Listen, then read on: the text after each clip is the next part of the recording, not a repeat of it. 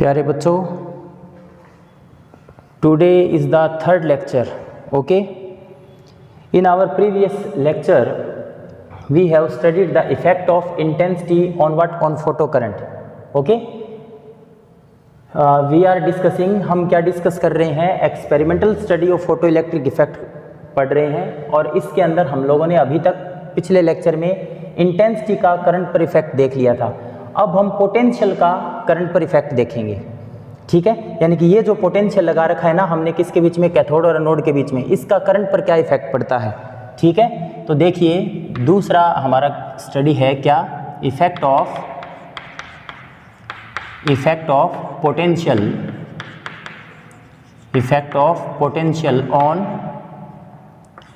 On photo current, या आप क्या कह सकते हैं इसे, फोटो इलेक्ट्रिक करंट। ठीक है बेटा, अब पोटेंशियल का हमें करंट पर इफेक्ट देखना है तो बेटा हम इंटेंसिटी को और फ्रीक्वेंसी को चेंज नहीं करेंगे।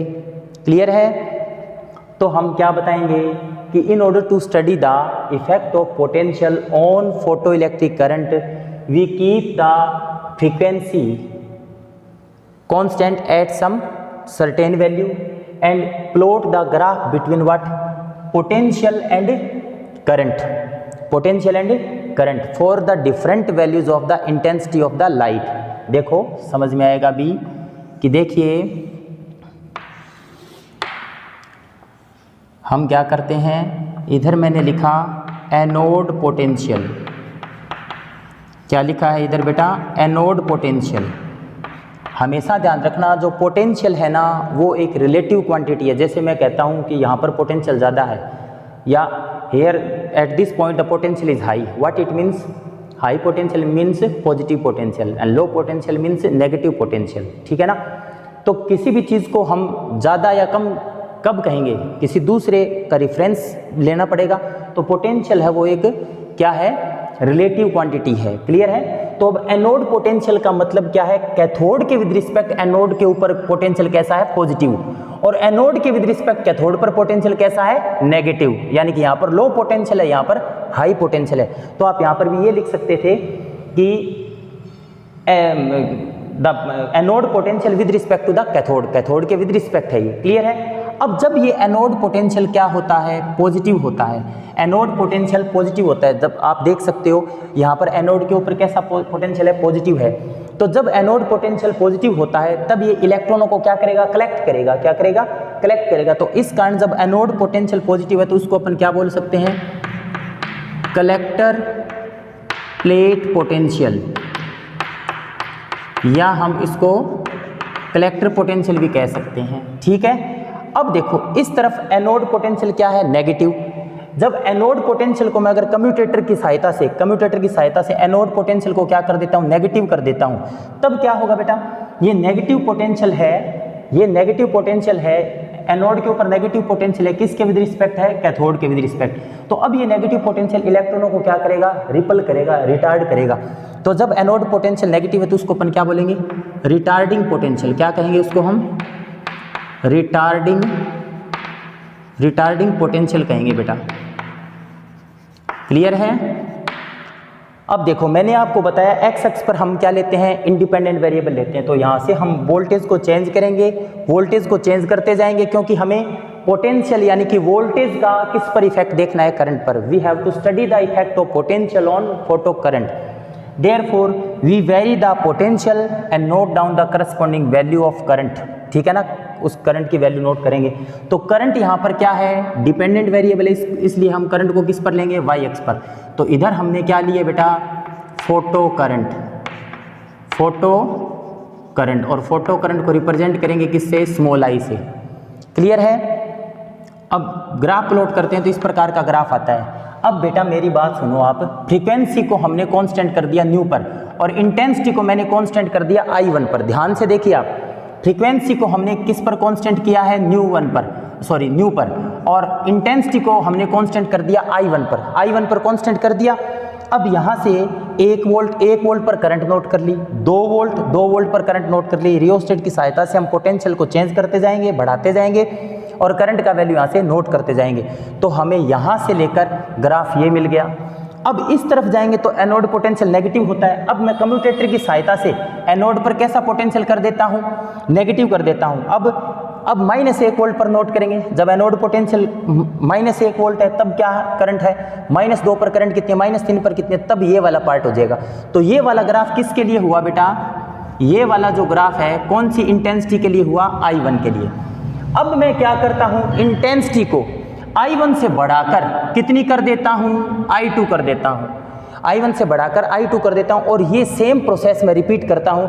Then I will get the another graph. ये हमने I2 के लिए आ गया, बोलो बेटा क्लियर है। अब की बार मैंने I2 से बढ़ाया इंटेंसिटी को और किस पर कांस्टेंट कर दिया, I3 पर इसको मैंने कांस्टेंट कर दिया और सेम प्रोसेस को रिपीट किया, तो हमें ये तीसरा ग्राफ क्या हो गया, प्राप्त हो गया। ऐसे और भी आप कर सकते हो।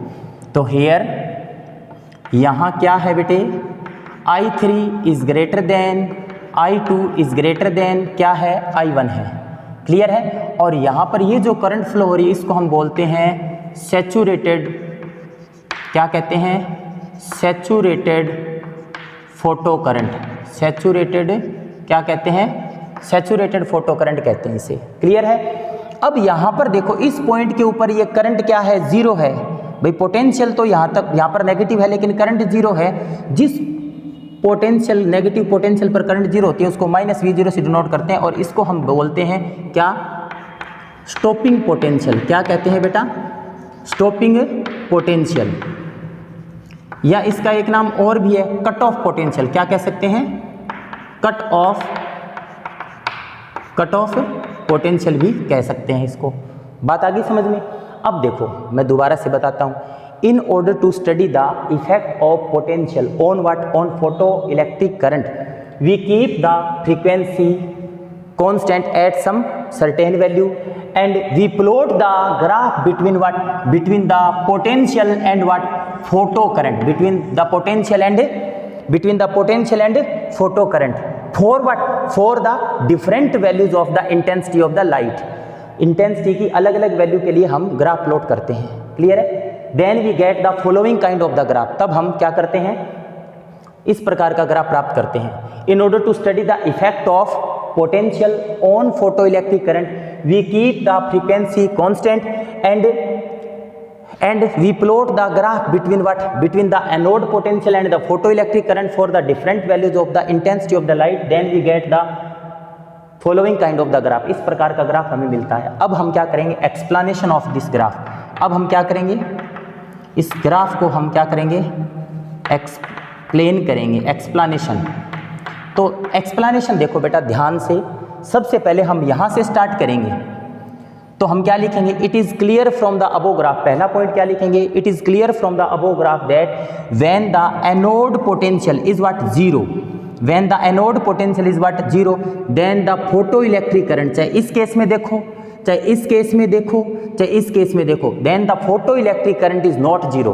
फोटो इलेक्ट्रिक करंट क्या नहीं है, 0 नहीं है। पता है ऐसा क्यों है, यानी कि जब मैं इस बैटरी को हटा दूंगा और इसको सीधा ऐसे जोड़ दूंगा यहाँ से इस तार को, तो देन वोल्टमीटर कितना बताएगा हमें, 0 पोटेंशियल बताएगा। लेकिन ये एमीटर है ना, माइक्रो एमीटर, ये करंट को 0 नहीं बताएगा। क्यों, क्योंकि लाइट तो इंसिडेंट हो रही है, तो कुछ इलेक्ट्रॉन स्वतः ही spontaneously reaches up to the anode, anode तक स्वतः ही पहुंच जाते हैं, अपने आप से पहुंच जाते हैं। इस वजह से हमें थोड़ी बहुत इसमें क्या प्राप्त होती है, करंट प्राप्त होती है, क्लियर है। तो हम क्या लिखेंगे, पहला point, it is clear from the above graph that when the anode potential is what, 0, then the photo electric current is not 0। Now by keeping the intensity constant on increasing the anode potential, initially the photoelectric current increases, by keeping the intensity constant, on increasing the anode potential, the photoelectric current initially increases, but after the certain value of the anode potential there is no further increase in the photoelectric current even on increasing the anode potential। anode potential को बढ़ाने के बाद में भी ये जो current है वो देखो ऊपर की ओर नहीं जा रही, ये यहाँ पर क्या हो गई, हॉरिजॉन्टल हो गई, यानी कि कांस्टेंट हो गई। अब करंट और नहीं बढ़ रही है। Now the current which is flowing in this state is known as saturated photo electric current. इस करंट को हम क्या बोलेंगे, सैचुरेटेड फोटो इलेक्ट्रिक करंट कहेंगे। क्लियर है बेटा, आपको बात आई समझ में। ये अब देखो दूसरा पॉइंट क्या है, मैंने यहाँ से इस ग्राफ को स्टार्ट किया था, यहाँ से लेकर मैंने यहाँ तक इस ग्राफ को समझा दिया है। अब इस ग्राफ का कौन सा पार्ट रह गया, ये वाला पार्ट रह गया। तो अब एनोड पोटेंशियल इधर क्या है, नेगेटिव है। Now by using commutator on applying the negative potential on anode some amount of the current is obtained, यानी कि देखिए एनोड पोटेंशियल क्या है, नेगेटिव होने के बाद में अपने को some amount of the current is obtained, कुछ करंट की अमाउंट मिल रही है।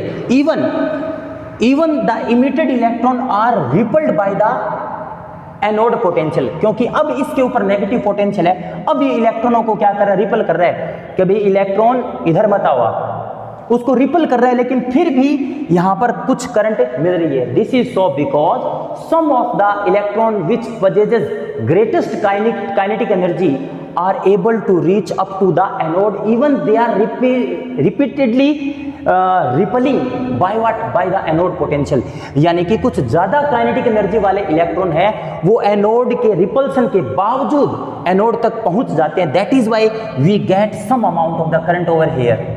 अब मेरी बात सुन लो बेटा, हमने इसके ऊपर लाइट डाली, as the cathode is illuminated by some light, then the electron which is at the surface, तब जो इलेक्ट्रॉन जो सरफेस के ऊपर होता है वो थोड़ी सी एनर्जी लेके ही और तेज गति से बाहर निकलेगा, और जो इलेक्ट्रॉन अंदर से आया है, सरफेस के अंदर से आया है, वो अपेक्षाकृत कम काइनेटिक एनर्जी से बाहर निकलेगा।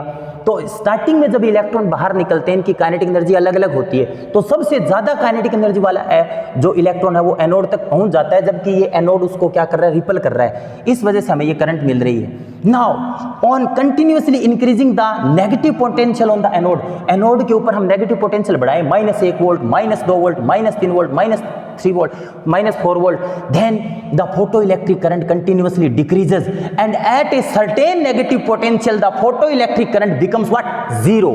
जैसे जैसे हम नेगेटिव पोटेंशियल को बढ़ाते जाते हैं, as the negative potential on the anode, as the, देखो इधर यहाँ से यहाँ देखो, as the negative potential on what, on the anode increases then the photoelectric current decreases because repulsion on the electron continuously increases, यानी कि जैसे जैसे इसके ऊपर हम नेगेटिव पोटेंशियल बढ़ाएंगे इलेक्ट्रॉनों पर रिपल्सन क्या होता जाएगा, बढ़ता जाएगा।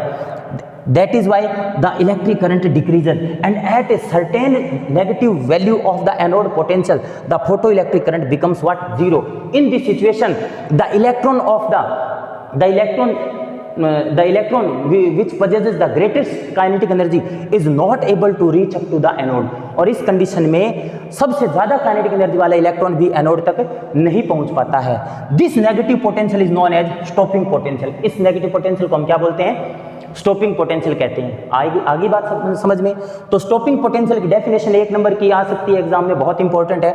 स्टॉपिंग पोटेंशियल की डेफिनेशन क्या है, the negative potential on the anode, ध्यान से देखो, the negative potential on the anode with respect to the cathode at which the photo electric current becomes what, zero, और the electron of the greatest kinetic energy is not able to reach up to the anode is known as stopping potential और cut off potential.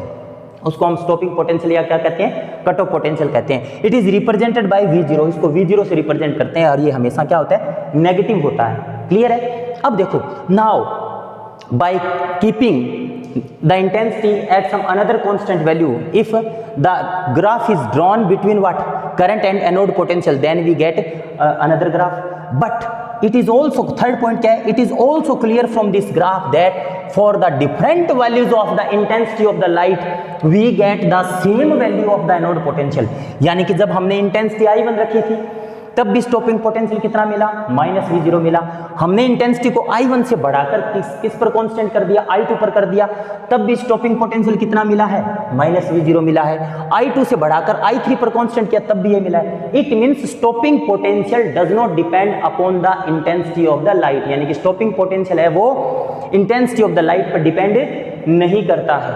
बात आई आपको समझ में, clear है। अगर exam में ये आ जाए, यहाँ पर तो टॉपिक था effect of potential on photo electric current, अगर एग्जाम में आ जाए कि explain the effect of intensity of the light on stopping potential, तब भी आपको यही डिस्कशन लिखना है, यही ग्राफ बनाना है, ठीक है। तब वो स्टार्टिंग में करंट के ऊपर हमने पोटेंशियल का इफेक्ट बताया था, वो बात लिखने की जरूरत नहीं है। आप ये बताओगे, it is clear from this graph that for the different values of the intensity of the light we get the same value of the stopping potential, therefore we can say that stopping potential does not depend upon the intensity of the light. अब देखो ये क्यों depend नहीं करता, पहले मैं आपको something I want to tell something more about the stopping potential. मेरी बात सुन लो, स्टॉपिंग पोटेंशियल क्या है? in reality stopping potential is nothing but it is just the measurement of the maximum kinetic energy of the emitted electron। मेरी बात सुन लो, यहाँ से मान लो 50 electron emit हुए हैं और एक की एनर्जी 5 जूल है, एक की 10 जूल है, एक की 30 जूल एनर्जी है, यानी कि इन सब इलेक्ट्रॉनों में से सबसे ज्यादा काइनेटिक एनर्जी किसकी है? 30 जूल। तो स्टॉपिंग पोटेंशियल को कौन सा पोटेंशियल होगा? जिसके ऊपर वो 30 जूल वाला इलेक्ट्रॉन भी नहीं पहुंच रहा है। क्लियर है? तो अब यानी कि स्टॉपिंग पोटेंशियल किसके हिसाब से स्टॉपिंग पोटेंशियल की वैल्यू किसके हिसाब से सेट होती है? Maximum kinetic energy. अब यहाँ पर 30 की जगह 40 जूल का अगर आ जाए तो उसको रोकने के लिए हमें नेगेटिव पोटेंशियल यहाँ पर और बढ़ाना पड़ेगा, तो स्टॉपिंग पोटेंशियल बढ़ जाएगा। तो स्टॉपिंग पोटेंशियल किस पर डिपेंड करता है? Stopping potential depends upon the maximum kinetic energy of the emitted electron. तो देखो, therefore we can say that, हम ये कह सकते हैं, क्या कह सकते हैं? देखिए यहाँ पर जगह नहीं है, मैं इसको इरेज करता हूँ बेटा, ठीक है ना? यहाँ पर लिखूंगा मैं। देखिए ये दिखाई तो दे रहा है ना यहाँ तक आपको? Let me check. ओके, ज़्यादा ऊपर नहीं लिखना है, ठीक है। देखिए बेटा, if the maximum kinetic energy of the emitted electron is what? K maximum, and if the mass of the emitted electron is what? M, and its velocity is what? V maximum, then we know that K maximum equal to क्या होता है? Half mv square maximum होता है। यहां से जो electron emit हुआ है, मान लीजिए जिस इलेक्ट्रॉन की मैक्सिमम काइनेटिक एनर्जी है वो कितनी है? हाफ mv स्क्वायर मैक्सिमम है। अब आपको 10th क्लास में पढ़ाया था और यहाँ पर भी दूसरे चैप्टर में पढ़ाएंगे, electric potential V equal to क्या होता है? वर्क डन ओवर चार्ज, या W इक्वल टू क्या होगा? Charge multiplied by the potential. ठीक है, electric potential equal to work done divided by electric charge, या work done equal to charge multiplied by the potential. यहाँ पर एक जो मैक्सिमम जिस इलेक्ट्रॉन की काइनेटिक एनर्जी है उस इलेक्ट्रॉन का चार्ज कितना है? E है, और उसके ऊपर हमने स्टॉपिंग पोटेंशियल कितना लगा रखा है? V0 लगा रखा है। मेरी बात सुन लो, तो हम ये कह सकते हैं the work done by the electron of maximum kinetic energy will be what? EV0 against the what? Anode potential. यानी कि इस एनोड पोटेंशियल यानी कि स्टॉपिंग पोटेंशियल के against the electron has to do work, the electron has to do work against the stopping potential in reaching from cathode to anode will be what? EV0। यानी कि maximum kinetic energy वाले electron को stopping potential के against cathode से anode तक पहुंचने के लिए कितना वर्क करना पड़ेगा? EV0, and this work then will be equal to what? Initial kinetic energy of the emitted electron. ये इनिशियल काइनेटिक एनर्जी इसके इक्वल होगा। तो ये बहुत ही महत्वपूर्ण रिलेशन है बेटा, न्यूमेरिकल में काम आता है। मेरी बात सुनो, यहाँ से जो इलेक्ट्रॉन इमिट हुआ, बहुत सारे इलेक्ट्रॉन इमिट हुए, लेकिन सबसे ज़्यादा काइनेटिक एनर्जी जिस इलेक्ट्रॉन की थी वो कितनी थी? 30 जूल थी। अब यहाँ से इलेक्ट्रॉन जब निकला था उसकी काइनेटिक एनर्जी मान लो 30 जूल थी, तो वो कैथोड से एनोड तक पहुँचने में कितना वर्क कर सकता है? 30 जूल ही कर सकता है। Then the work done by the electron against what? Against the stopping potential in reaching from cathode to anode, cathode से एनोड तक पहुंचने के लिए स्टॉपिंग पोटेंशियल के अगेंस्ट कितना वर्क डन करना पड़ेगा? EV0, and this work done will be equal to the initial kinetic energy of the emitted electron. Electron जब यहां से निकला था तब उसकी जो काइनेटिक एनर्जी थी उसके बराबर ही वो वर्क कर सकता है भाई। क्लियर है?